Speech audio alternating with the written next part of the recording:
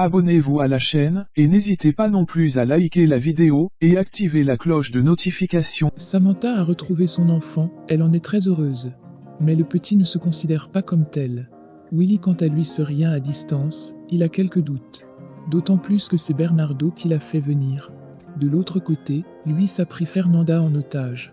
Il compte lui faire subir ce qu'il a ressenti quand il était enfermé sous terre. Pendant ce temps, Juan Marcos et Angela tentent de se rendre sur le lieu indiqué par le traceur GPS. À la maison, Lucas dit à Sammy et à Willy qu'il les a abandonnés. Mais on lui explique que certaines personnes les ont empêchés de pouvoir être avec lui. Le petit n'a pas l'air de comprendre cela, il se montre assez distant. Au même moment, Martinez dit à Fernanda que si elle veut s'en sortir, elle va devoir tout raconter au sujet de ses victimes. Quand elle commence les aveux, l'homme filme tout. Mais il ne compte pas s'arrêter là. Il lui dit que pour lui faire ses adieux, il va avoir des rapports intimes avec elle. Bien sûr, c'est non consenti.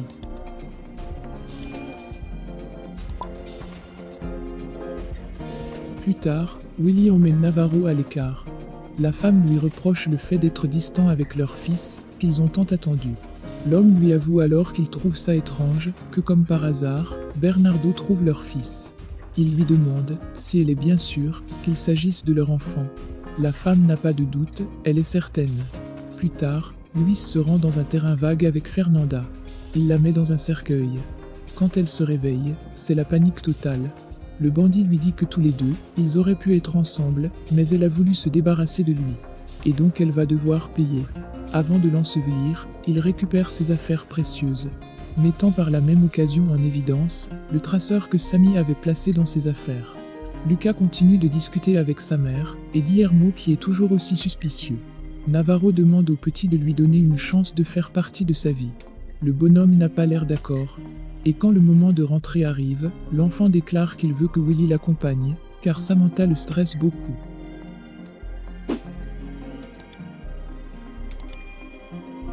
Après avoir fini le travail, Martinez s'en va, en laissant Fernanda dans cette boîte.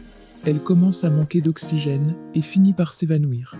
Plus tard, Angela et Juan Marcos arrivent sur les lieux, et trouvent la puce GPS. Mais Fernanda est absente. Très vite, ils se rendent compte qu'elle a été enterrée. Ils se mettent à creuser, et retrouvent Del Castillo, qui est toujours vivante. Après le départ de son soi-disant fils, Samantha est en larmes. Pablo vient la réconforter. Au même moment, Willy accompagne le petit chez lui. Mais en chemin, l'homme lui pose des questions par rapport à son adoption et des circonstances dans lesquelles il a connu Bernardo. C'est alors que le garçon se met sur la défensive et demande à descendre du véhicule. Le lendemain, Fernanda est de retour chez elle, elle a l'air traumatisée. Tout le monde est sous le choc en apprenant ce qu'il s'est passé. Mais le nouveau commissaire est déjà là pour lui demander ce qu'il s'est passé. La femme raconte des mensonges au sujet de son agresseur.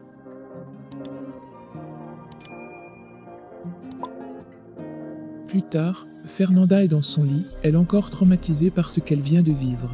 Ophélia est avec elle, elle console.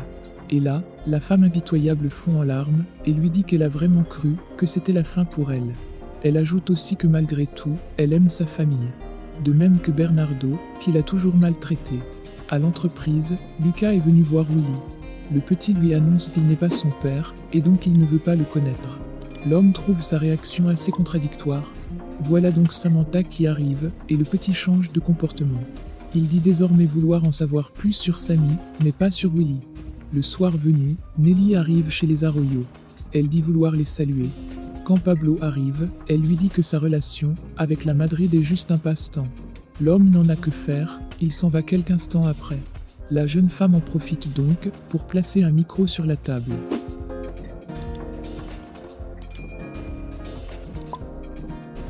Au même moment, Lucas et sa véritable mère sont chez les Del Castillo. Dans le bureau, Ophélia leur remet une enveloppe et leur dit que Bernardo veut qu'ils attendent d'autres instructions. Voilà donc le fin mot de l'histoire. Il s'agit de pur usurpateur. De l'autre côté, le commissaire Duval est venu tenir Juan Marcos au courant des dernières avancées de l'enquête. Il leur annonce que l'enlèvement de Fernanda a certainement un rapport avec la mort de Manuel. Pendant la discussion, Juan parle du traceur que Navarro a mis sur Fernanda. Ce qu'ils ne savent pas, c'est que Vicente écoute toute la conversation en compagnie de principales concernées. Juan continue en disant au policier qu'il a mis en place un plan pour démasquer Del Castillo en lui faisant croire qu'il abandonnerait Angela pour elle. Plus tard, Samantha et Willie ont décidé de faire un test ADN afin de clarifier la situation. Ainsi, ils ont mis fin à leur dispute. Quand l'homme s'en va faire quelques courses, Navarro reste seul à la maison. Et là, un homme ouvre la porte en douce et s'approche d'elle. Il l'attrape par la bouche.